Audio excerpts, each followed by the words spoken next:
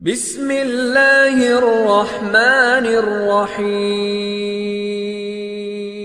امام بخاری نے اپنی کتاب صحیح بخاری کا آغاز کتاب الوحی سے کیا ہے، اس بات پر تنبیہ کرنے کے لیے کہ حیات انسانی کی تشکیل کا دار و مدار وحی الہی پہ ہے۔ اللہ تعالیٰ نے انسان کو پیدا کیا تو اندھیروں کی طرف نہیں دھکیلا، کھلی صحراؤں میں نہیں چھوڑا کہ آپ بھٹکتے پھرتے رہیں، بلکہ اپنی طرف سے بذریعہ وحی حضرت انسان کی رہنمائی کی، وحی نازل کی۔ حضرت جبریل علیہ السلام کے ذریعے سے انبیاء کرام تک اپنا پیغام پہنچاتے رہے۔ انسانوں میں سے حضرات انبیاء کرام ان کا پیغام وصول کرتے رہے، اور وہ پیغام وہ تمام انسانیت تک پہنچاتے رہے تاکہ انسان اللہ کا حقیقی معنوں میں بندہ بن جائے۔ بندے اور رب کے درمیان رشتہ پیدا کیا اور مقصد حیات بتلا دیا۔ وما خلقت الجن والانس الا لیعبدون، میں نے انس و جن کو صرف اپنی عبادت کے لیے پیدا کیا ہے، یعنی مقصد عبدیت ہے۔ لیکن یہ بات یاد رکھیں کہ یہاں عبدیت تشریعی ہے، تکوینی نہیں ہے۔ اگر عبدیت تکوینی ہوتی تو اللہ کے لیے کیا مشکل تھا کہ ساری انسانیت کو بیک وقت ہدایت فرما دیتے اور سب اللہ کے بندے بن کر زندگی گزارتے اور اس کی اطاعت کرتے۔ لیکن چونکہ یہاں عبدیت جو انسانی جبلت کو عطا کی گئی وہ عبدیت تشریعی ہے، اور عبدیت تشریعی وہ ہوتی ہے جو انسان کے عقل اور ارادے کے سپرد ہو جائے۔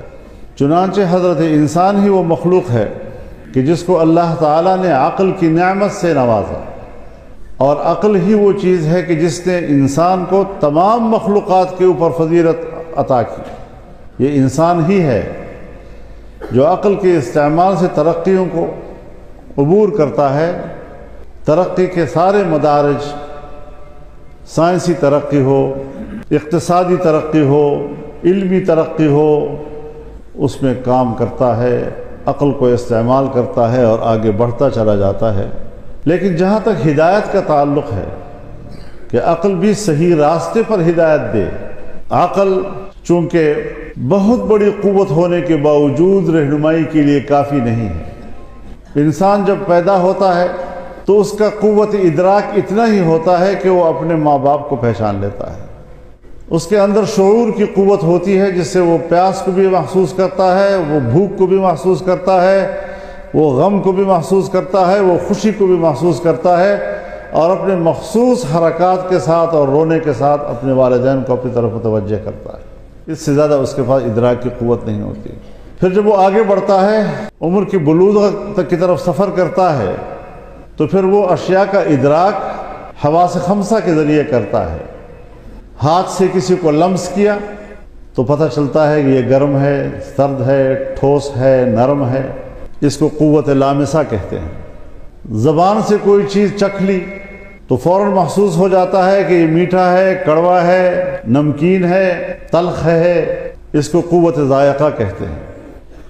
سونگھنے سے پتہ چلتا ہے کہ یہ خوشبودار ہے، بدبودار ہے، اسے قوت شامہ کہتے ہیں۔ کان سے سنتا ہے، اس کو پتہ چلتا ہے کہ یہ کیا بول رہا ہے، کس کی آواز ہے، اچھی آواز ہے، بری آواز ہے، کرخت ہے، نرم ہے، قوت سامعہ ہے۔ لیکن یہ حواس خمسہ دوسرے حیوانات میں انسان اس کے ساتھ برابر کا شریک ہے۔ یہ پانچوں حواس دوسرے حیوانات کے پاس بھی ہوتے ہیں، اور یہ حواس خمسہ انسان کو دوسرے حیوانات سے ممتاز نہیں کرتا۔ لیکن جب انسان بالغ ہو جاتا ہے، 20 سال کا، 25 سال کا، 30 سال کا، 40 سال تک پہنچتا ہے، تو اس کو عقل کی پختگی آ جاتی ہے، اور پھر عقل سے وہ سمجھتا ہے۔ اب ایک ہے سمجھنا اور ایک ہے سمجھانا، ایک ہے تعلم اور ایک ہے تعلیم۔ انسان کو خود سمجھنے کے لیے عقل کی ضرورت ہے، لیکن جو سمجھ لیتا ہے تو پھر دوسرے کو سمجھانے کے لیے زبان میں قوت نطق عطا کر دی۔ بولنے کی یہ طاقت دوسرے کسی حیوان کے پاس نہیں ہے۔ اب یہ دو قوتیں جب انسان کو عطا کر دی ہیں تو اس سے اب اللہ تعالیٰ کی اس حکمت کو سمجھ سکتے ہیں کہ دنیا میں سب سے اہم ترین چیز کیا ہے جس کو انسان اپنے عقل سے سمجھے، اور دنیا میں وہ سب سے اہم ترین چیز کیا ہے وہ دوسرے کو سمجھائے۔ ظاہر ہے سب سے اولین چیز اللہ کی اپنی وحی ہے، اپنا پیغام ہے، یعنی عقل بھی اللہ تعالیٰ نے اس لیے عطا کی کہ میرے پیغام کو سمجھے، اور قوت نطق بھی زبان میں اس لیے عطا کی کہ دوسرے کو سمجھا سکے۔ اور اس کی مثال ایسی ہے کہ آنکھوں میں بینائی ہے، دیکھنے کی پوری قوت آنکھ میں موجود ہے، لیکن اس کو خارجی روشنی کی ضرورت ہوتی ہے۔ اگر سورج نہیں ہے، غروب ہو جاتا ہے، بجلی بھی نہیں ہے، چراغ بھی نہیں جل رہا، تو بینائی کی پوری قوت ہونے کے باوجود بھی آپ کو کچھ نظر نہیں آئے گا۔ تو جس طرح آنکھوں کی بینائی کے لیے باہر سے سورج کی روشنی کی ضرورت پڑتی ہے اور تب بینائی کام آتی ہے، اسی طریقے سے عقل کو بھی اگر تو وحی الہی کی رہنمائی حاصل ہے تو پھر عقل صحیح چلتا ہے، ورنہ پھر یہ ٹھوکر بھی کھاتا ہے، پھر اندھیرا ہو جاتا ہے۔ تو سب سے پہلے اللہ تعالیٰ نے اس بات پر تنبیہ کیا، اور خاص طور پر امام بخاری نے اپنی کتاب کا آغاز کتاب الوحی سے کیا۔ لیکن حضرت ابن حجر رحمہ اللہ فرماتے ہیں کہ کتاب الوحی بمنزلہ مقدمہ کتاب کے ہے۔ اصل میں کتاب کا آغاز کتاب الایمان سے ہے، عقیدے سے ہے، اور پھر آخر میں آ کر بھی کتاب کا اختتام کیا تو کتاب التوحید سے کیا۔ تو ابتدا بھی کتاب الایمان سے ہو گئی اور اختتام بھی کتاب الایمان پہ ہو گیا، کتاب التوحید پہ ہوا۔ لیکن ابتدا کی ہے کتاب الایمان کی ایجابی پہلو سے، اور اختتام کیا ہے کتاب کا ایمان کے سلبی پہلو سے۔ ابتدا میں آپ کو وہ روایتیں بتائی ہیں کہ جس سے ثابت ہوتا ہے کہ اگر یہ چیز آپ کے اندر ہے تو پھر آپ مومن ہیں، اگر یہ چیز آپ کے اندر ہے تو آپ مومن ہیں۔ اور آخر میں الرد علی الجہمیہ سے اشارہ کر دیا کہ میں اب وہ حدیثیں لا رہا ہوں کہ اگر یہ آپ میں نہیں ہے تو آپ مومن نہیں، اگر یہ آپ میں نہیں ہے تو آپ مومن نہیں۔ تو ایجابی اور سلبی، ایجاب سے شروع کیا اور سلب پہ اس نے ختم کر دیا۔ اب اس حوالے سے امام نے باب باندھا ہے، اور امام بخاری رحمہ اللہ کی عادت یہ ہے کہ جہاں وہ باب باندھتے ہیں اور عنوان کے لیے اس کو قرآن سے کوئی آیت ملتی ہے تو اس آیت کو عنوان بنا دیتے ہیں۔ تو یہاں پر بھی فرمایا باب قول اللہ عز وجل وَنَضَعُ الْمَوَازِينَ الْقِسْطَ لِيَوْمِ الْقِيَامَةِ۔ اب یہ ساری کتاب، دونوں جلدیں جو ہیں، یہ اعمال کا ذخیرہ ہے، لائحہ عمل ہے انسانی زندگی کا۔ اور آخری حدیث میں آپ کو بتا دیا کہ پھر ان اعمال کو آخرت میں تولا بھی جائے گا۔ انسان کے اعمال ضائع نہیں ہوتے۔ ان اللہ لا یضیع عمل عامل منکم من ذکر و انثی ان الذین آمنوا وعملوا الصالحات انا لا نضیع اجر من احسن عملا۔ اللہ تعالیٰ اعمال کو ضائع نہیں کرتا، اعمال پڑے رہتے ہیں، اور حساب کتاب ہوگا پھر قیامت کے دن۔ دنیا یہاں پر عمل ہے، حساب نہیں، اور آخرت وہاں پر حساب ہے، عمل نہیں۔ اور انسان کے مرنے کے بعد اس کی آخرت شروع ہو جاتی ہے، اعمال ختم ہو جاتے ہیں۔ تو فرمایا وَنَضَعُ الْمَوَازِينَ الْقِسْطَ لِيَوْمِ الْقِيَامَةِ، ہم رکھیں گے ترازو عادل کے قیامت کے روز۔ ہم رکھیں گے ترازو، موازین میزان کی جمع ہے، جیسے مواعید میعاد کی جمع ہے، یا موازین جمع ہے موزون کی، جیسے مشاہیر جمع ہے مشہور کی۔ وَنَضَعُ الْمَوَازِينَ، رکھیں گے ہم ترازو، میزان وزن سے ہے، وزن مصدر ہے ثلاثی مجرد کا، اور یہ مثال واوی ہے، تو یہ اصل میں میوزان تھا، واو ساکن قبل و مکسور آنا بیا بدل کر رہا، میزان ہوا۔ بظاہر یہ لگتا ہے کہ ترازو بہت سے ہوں گے، ہر عمل کے لیے اپنا اپنا ترازو ہوگا، نماز کے لیے اپنا ترازو، روزے کے لیے اپنا ترازو، زکوٰۃ کے لیے اپنا ترازو۔ اور بعض فرماتے ہیں کہ نہیں، موازین ایک ہوگا،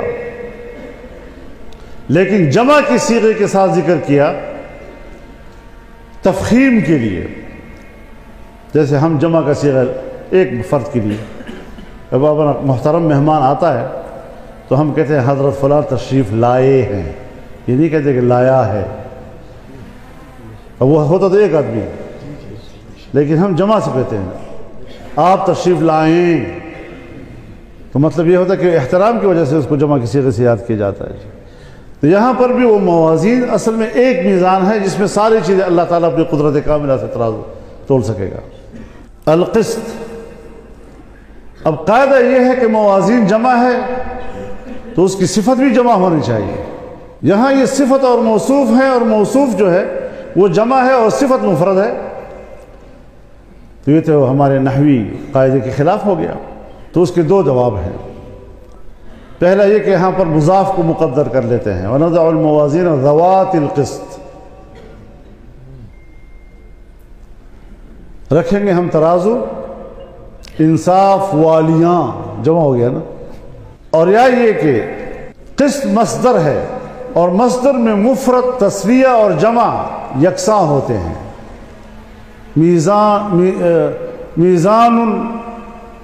میزانان موازین، تو یہ میزان قسط، میزانان قسط، موازین قسط، لیوم القیامہ، قیامت کے روز، تو یا تو یہاں لام زائدہ ہے یوم القیامہ، یا یہاں فی بمعنی فی کے ہے فی یوم القیامہ، یا یہ لام تعلیل کے لیے ہے لحساب یوم القیامہ، یا یہ توقید کے لیے ہے لوقت یوم القیامہ۔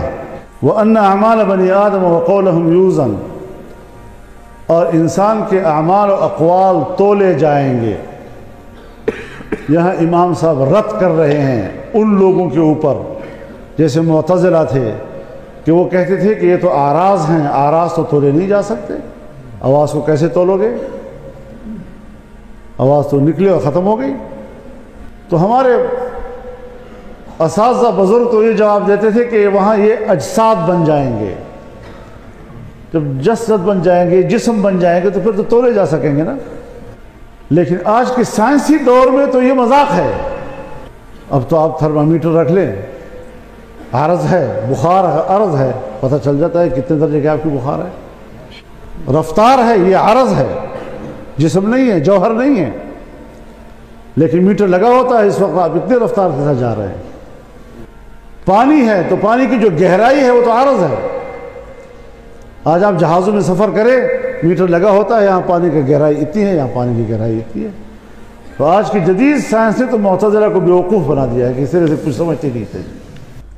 وقال مجاہد القسطاس والعدل بالرومیہ، اب قسط کے مادے سے قرآن میں ایک لفظ اور لفظ مل گیا امام صاحب کو، اس کو بھی چھوڑا نہیں انہوں نے۔ اور قسطاس بمعنی عدل کے ہیں رومی زبان میں۔ اب قرآن کریم قرآن عربی ہے، اور قرآن کریم کی جو عربی ہے اور اس کا جو ترتیب ہے وہ فصاحت و بلاغت کے مقام اعجاز پر فائز ہے۔ اس سے بڑھ کر فصاحت و بلاغت کائنات میں نہیں ہے۔ تو پھر جب قرآن کریم سارا کا سارا فصیح و بلیغ کلام ہے اور فصاحت و بلاغت کے مقام اعجاز پر فائز ہے، پھر یہاں رومی لفظ سے لفظ کھینچ کر قرآن میں لانا اس کی کیا ضرورت تھی؟ کیا اللہ تعالیٰ کسی عربی لفظ پر قادر نہیں تھے؟ لیکن بعض دفعہ ہوتا یہ ہے کہ عربی زبان کی یہ خصوصیت ہے کہ وہ عجمی لفظ کو بھی عربی بنا دیتا ہے، اس کی تعریف کر لیتا ہے، اور پھر وہ عربی ہی تصور کیا جاتا ہے۔ یا الفاظ مترادف ہوتے ہیں، صابن کا لفظ ہے، ہم پٹھان کہتے ہیں، ہم اس کو صابن کہتے ہیں، یہ ہمارا لفظ ہے۔ سرائکی کہے گا نہیں، ہم بھی صابن کہتے ہیں، صابن ہمارا لفظ ہے۔ اردو والا کہتے ہیں ہم بھی صابن کہتے ہیں، یہ ہمارا لفظ ہے۔ فارسی والا کہتا ہے میں بھی صابن کہتا ہوں، یہ صابن۔ صندوق کا لفظ ہے، صندوق کا لفظ ہم اپنے پشتوں میں بھی بولتے ہیں، آپ سرائکی میں بھی بولتے ہیں، فارسی وان جو ہے فارسی میں بھی بولتا ہے، عربی والے عربی میں بولتے ہیں۔ لہٰذا ایک لفظ ہو سکتا ہے کہ وہ عربی کا بھی ہو اور دوسری زبان میں بھی استعمال ہوتا ہو، تو اس میں کوئی تنگی والی جگہ نہیں ہے۔ ويقال القسط مصدر المقسط. اب قسط ثلاثی مجرد ہے، مصدر ہے، اور مقسط باب افعال ہے. تو مقسط کا مصدر تو اقساط ہونا چاہیے تھا. یہاں امام سے کہتے ہیں القسط مصدر المقسط، تو یہ بھی مصدر المصدر ہے کہ اصل مادہ قسط ہے قاف سے طے، اور یہ پھر اسی سے اقساط بنتا ہے، اسی سے مقسط بنتا ہے. لیکن مقسط کا لفظ اس لیے استعمال کیا کہ مقسط عام طور پر عدل کے لیے استعمال ہوتا ہے جب وہ باب افعال میں استعمال ہو. ان اللہ یحب المقسطین، عدل کرنے والوں کو اللہ پسند کرتا ہے. اور قاسط لجہنم حطبہ، کیونکہ ظلم کرنے والے کے معنی میں آ جاتا ہے. تو بالکل تضاد کا ترجمہ ہو جاتا ہے. جب آپ ثلاثی مجرد میں بولیں گے تو پھر اس کا معنی جور کا ہے، اور جب آپ اس کو افعال کے باب میں بولتے ہیں تو اس کا معنی جو ہے وہ عدل کا ہو جاتا ہے. وَأَمَّا الْقَاسِطُونَ فَكَانُوا لِجَهَنَّمَ حَطَبًا. تو امام صاحب جو آخری حدیث لا رہے ہیں حضرت ابو ہریرہ رضی اللہ تعالی عنہ سے، روات سارے ثقہ ہیں، ثقہ ہونے کے ساتھ ساتھ آحاد ہیں. تو آحاد ہونے کے ناطے سے حدیث غریب ہے، اور ثقہ ہونے کے ناطے سے حدیث صحیح ہے.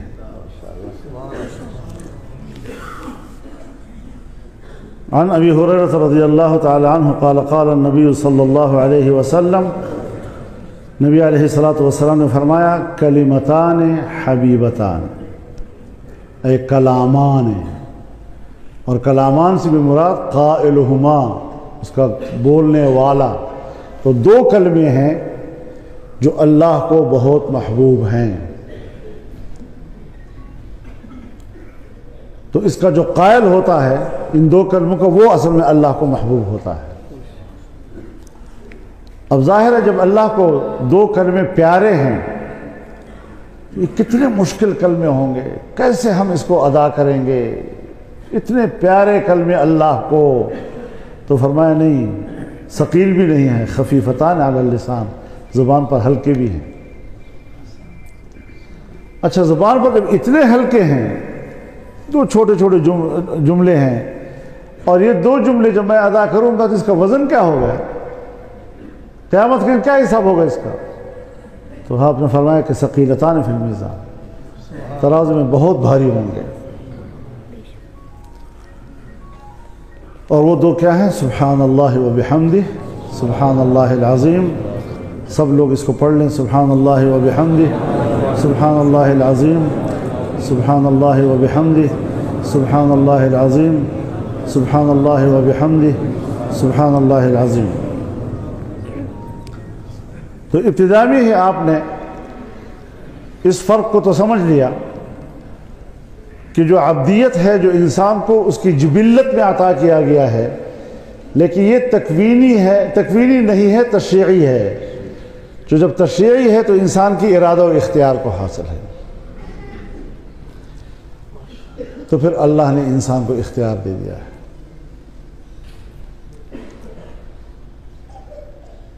وَقُلِ الْحَقُّ مِنْ رَبِّكُمْ، بس جو اللہ کی طرف سے ہے وہی سچ ہے. فَمَنْ شَاءَ فَلْيُؤْمِنْ وَمَنْ شَاءَ فَلْيَكْفُرْ. پھر مرضی ہے ان کی، اس پر ایمان لاتے ہیں، اس کا انکار کرتے ہیں. اِنَّا هَدَيْنَاهُ السَّبِيلَ، ہم نے تو راستہ بتا دیا، اما شاکرا و اما کفورا، یا اس راستے کو قبول کر لے گا یا انکار کر دے گا. تو انسان کے اختیار کے حوالے کر دیا گیا ہے. اس لیے ذرا تھوڑا سا ان مساجد میں، مدارس میں آ کر اس پہلو سے بھی اپنے ہر عمل کو ہمیں دیکھنا ہے. چاہے ہمارا عمل گھر سے متعلق ہو، گھر کے افراد کے حقوق سے متعلق ہو، پڑوسی کے ساتھ کیسے رواداری کرنی ہے، محلے داروں کے ساتھ کیسے رہنا ہے،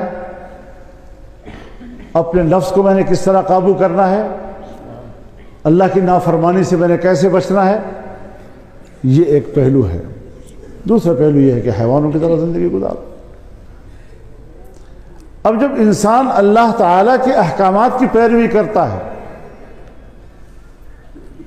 تو نبی علیہ الصلوۃ والسلام فرماتے ہیں کہ جس نے اپنی خواہشات کو دبایا اور اللہ کے حکم کی تابعداری کی، شریعت کی تابعداری کی، فہو اکرم من الملائکہ، وہ ملائکہ سے بھی زیادہ محترم ہو جاتا ہے۔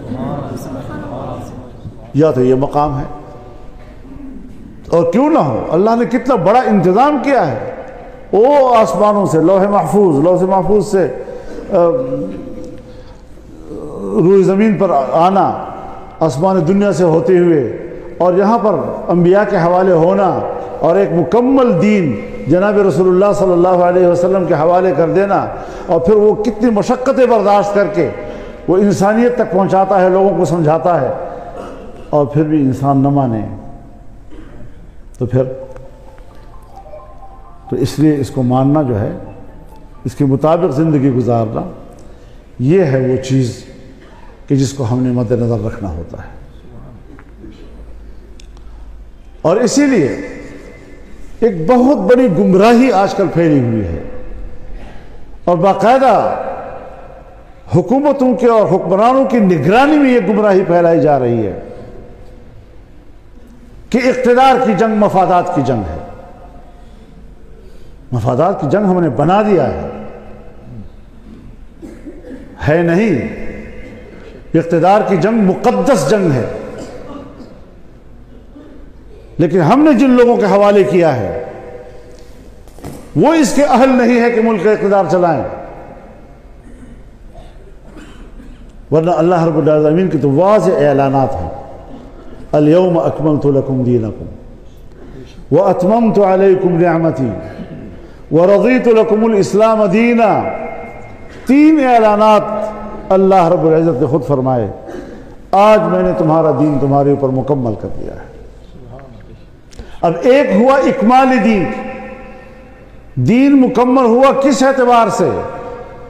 بے اعتبار تعلیمات سے، بے اعتبار احکامات سے۔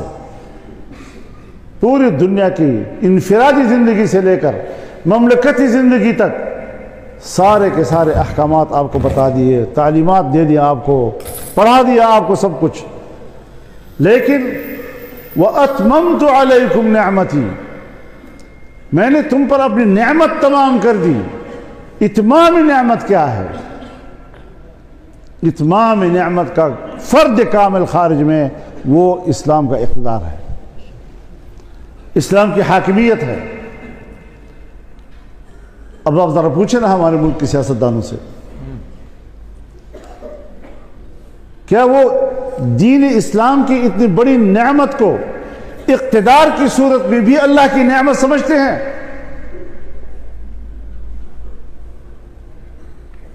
تو پھر ہم کیوں گمراہ ہوتے جا رہے ہیں؟ کیوں اس بات کو نہیں سمجھ رہے کہ اگر عبادات کی دنیا میں میری نماز صحیح نہیں ہو سکتی، میں ایک ان پڑھ بلا ہوں، اپنے گھر میں نانی نانا سے میں نے قرآن کریم نماز یاد کر لی ہے، تو اپنی نماز کو ٹھیک کرنے کے لیے مسجد میں آتا ہے تاکہ امام کے پیچھے اس کی نماز ہو اور اس کی نماز ٹھیک ہو۔ تو اس لحاظ سے مملکت کا نظام بھی اگر قرآن و سنت کی روشنی میں ہے تو پھر وہی لوگ لا سکتے ہیں جو قرآن و سنت کو جانتے بھی ہیں نا، ان علوم سے واقف بھی ہیں۔ ہم نے دنیا داروں کو دین کا رہنما مان لیا، ہاں دنیا داری میں ٹھیک ہے، لیکن اقتدار کو دنیا داری کہنا یہ نری جہالت ہے۔ کیا رسول اللہ صلی اللہ علیہ وسلم جو حامل نبوت تھے اور کامل نبوت کے حامل تھے، وہ وقت کے حکمران نہیں تھے؟ تو یہ دنیا داری تھی۔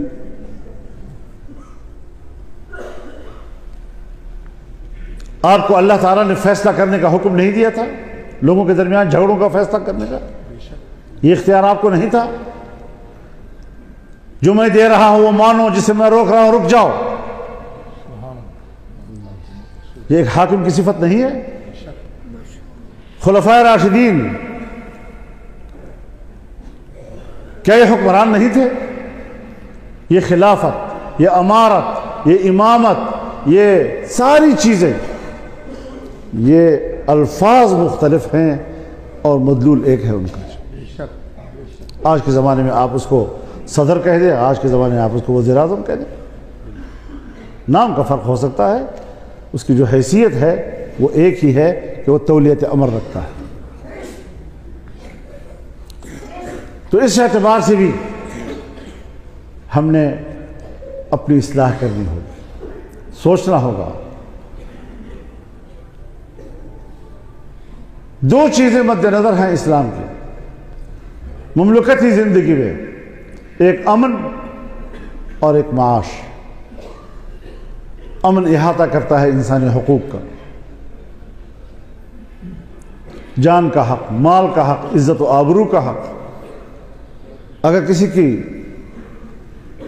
حق تلفی ہو جائے تو اس کے حق کا ازالہ کیسے کیا جائے گا، حقدار کو حق کیسے پہنچایا جائے گا، اس کے نظام ہے۔ کسی کی عزت پہ حملہ کر دیا، کسی کے مال پہ حملہ کر دیا، اب اس کا فیصلہ کون کرے گا؟ فلا وربک لا یؤمنون حتی یحکموک فیما شجر بینہم، آپ کے علاوہ کسی کو حق نہیں ہے۔ ان چیزوں کو آج ہم نے سمجھنا ہے، جس ماحول سے آج ہم گزر رہے ہیں اس میں ہم نے اس نقطے کو بھی سمجھنا ہے۔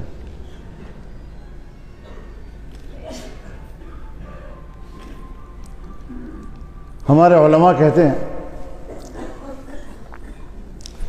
کہ جمعیت علماء اسلام بھی تو بعض دفعہ دنیا داروں کو الیکشن میں کھڑا کر دیتی ہے۔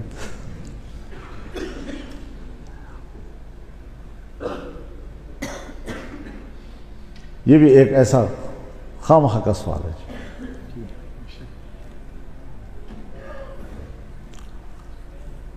اگر وہ ایک حق جماعت کی نمائندگی کر رہا ہے تو وہ بھی حقدار ہو گیا، کیونکہ اس بھی اسی منشور کو آگے لے جانا ہے۔ علمی قوت بھلا کمزور ہو لیکن قیادت کے پاس تو ہے سب کچھ۔ اب مسجد میں آنے والے نمازی سب دیندار لوگ ہوتے ہیں، لیکن ضروری نہیں کہ اس کو نماز پڑھنا بھی آئے، بعض کو نہیں بھی آتا، لیکن امام کے پیچھے چل جاتی ہے، نماز ہو جاتی ہے اس کی۔ حضور صلی اللہ علیہ وسلم کی مجلس میں حضرت ابوبکر صدیق رضی اللہ تعالیٰ عنہ بیٹھے ہیں، لیکن بیٹھے بائیں طرف ہے۔ ایک اعرابی بھی بیٹھا ہوا ہے، بدو، وہ بھی دائیں طرف بیٹھا ہوا ہے۔ اب رسول اللہ صلی اللہ علیہ وسلم اپنے کھانے سے کچھ دینا چاہتے ہیں تو آپ کا فرمان ہے کہ دائیں طرف والے کو دو۔ اب ہر چند ایک طرف ابوبکر صدیق ہیں جس کی عظمت جو ہے رسول اللہ کے پاس کسی کے پاس نہیں ہے، لیکن دائیں طرف جو بیٹھا ہوا ہے وہ ہے بدو، آپ نے اس کو دیا کیونکہ طرف ٹھیک تھا نا اس کا۔